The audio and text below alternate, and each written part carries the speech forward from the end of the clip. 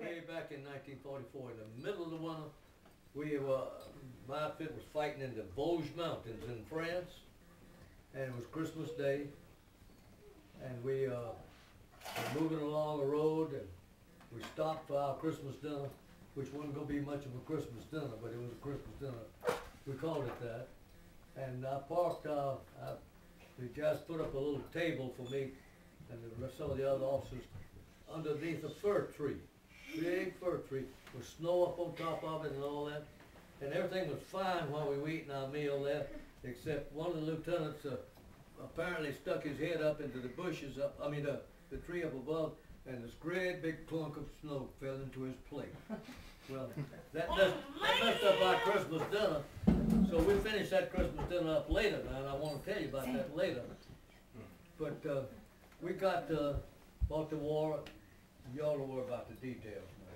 We fought the war, and we're getting ready to cross the Rhine River. And when we're getting ready to cross the Rhine River, there was late at night, I was on the backside of a levee. You know what a levee is? That's something that holds the water back from a dike or a dam. It holds the water back from the Rhine River. It keeps it from overflowing into the farmland. And there was a big dike there. It was about 3 stories high, 3 times the height of this room at least.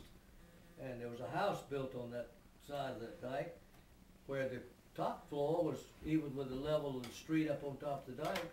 And that made 3 or 4 floors down below, 3 exactly, down below that were protected from the German fire notice by the dike. So it was a great place to have a CP, and I had mine down on the next to the bottom floor. And everything was fine. We picked up a target or 2 and we'd go to shooting. But at the time we were firing on one of those targets, that about H hour minus 10 minutes or something like that, there was a lady in that building that had been abandoned by her family because she was getting ready to have a baby, and they had all evacuated and left her there with nobody in the world in that building, that house, with just us Americans. Well, she started having the baby along about midnight or something like that, and my medics went down there to help her. They weren't used to having babies, the medics, but they went down to help her, and the baby got born just about the time that we fired on that target that I was up on the other side of the river, way across there.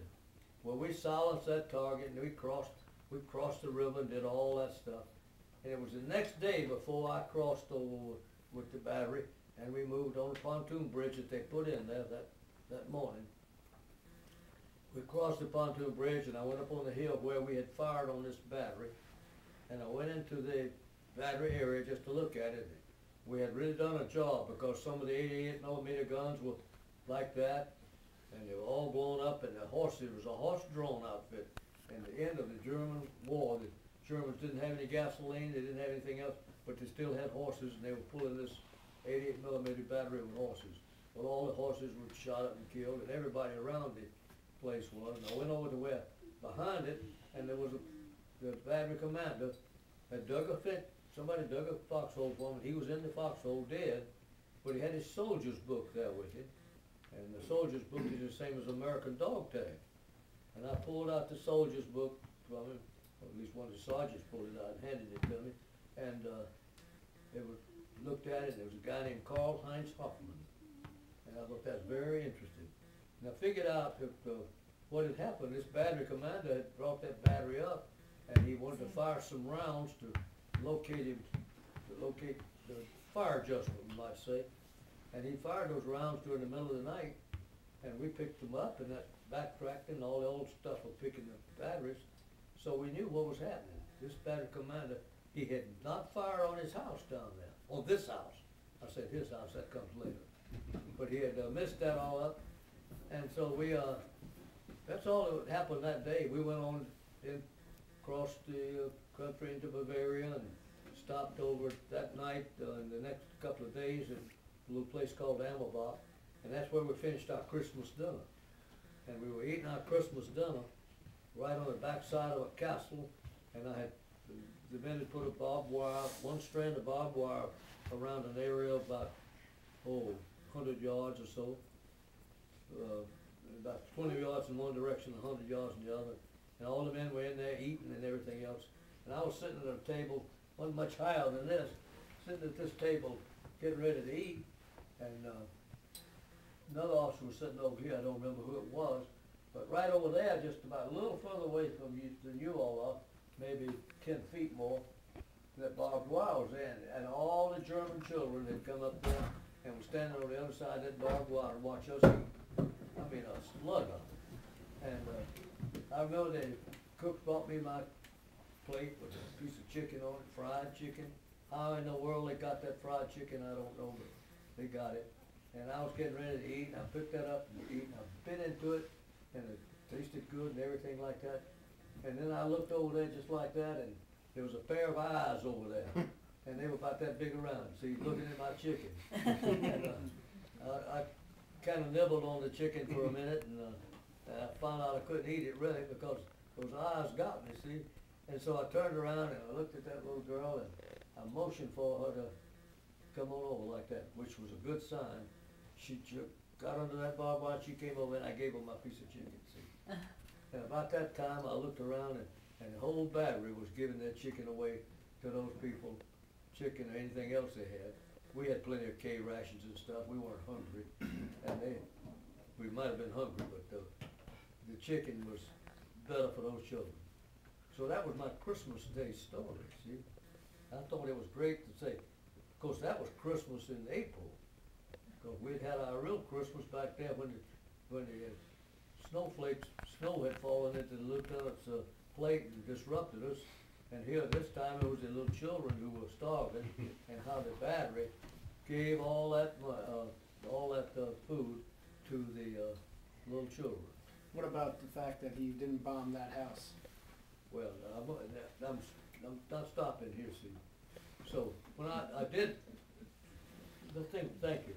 When I was down there at the house, you know, we didn't get hit by the artillery fire, and we wondered why that house had not even. That was a good firing point for somebody, but that house had been avoided from the other side, not hit. And so we thought maybe, I didn't think about it at the time, but I did get that guy's name. When I was reassigned to Germany in 1963, and somewhere in 63, 4 or 5, we were having on maneuvers out in the Odenwald. That's the name of the forest where on the other side of the river from where we were that night when we crossed.